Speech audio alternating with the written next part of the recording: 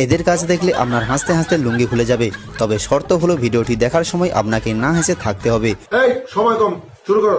আমাকে দেখে তোরা কেউ অবহেলা করিস না, এবারে পরীক্ষায় তোদের পাশ করিয়ে দেব, কিন্তু আমারও একটা কাজ করে দিতে হবে।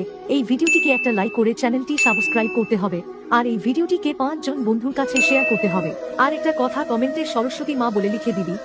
নাম্বার 3। শাশুড়ি মা, আজকে দুপুরে কি রান্না করবো? বৌমা যা পাও তাই রান্না করো, কিন্তু একটা কথা বলো তো, তুমি এত আস্তে আস্তে কথা বলো কেন? লজ্জা পাও নাকি?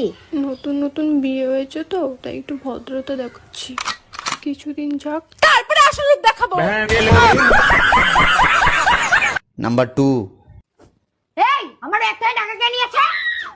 শোন না দুষ্টু, মা যদি বলে যে মায়ের ব্যাগ থেকে কে টাকা চুরি করেছে, বলবি কি যে তুই চুরি করেছিস। আর আমাকে জিজ্ঞেস করলে বলবো আমি চুরি করেছি, ঠিক আছে? তারপর আমরা দুজনেই বেঁচে যাবো, ঠিক আছে? ঠিক আছে ঠিক আছে। এই আমার ব্যাগ থেকে টাকা কে চুরি করেছে? আমি চুরি করেছি। দেখেছো না, আমি বলেছিলাম ওই তোমার ব্যাগ থেকে টাকা চুরি করে।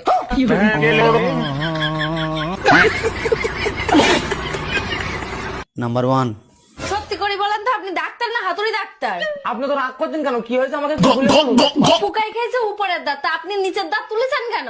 পোকা নিচের দাঁতে দাঁড়িয়ে উপরের দাঁত খাচ্ছিল, ওই জন্য নিচের দাঁতটা তুলে দিচ্ছি। এখন দাঁড়াতেও পারবে না, খেতেও পারবে না।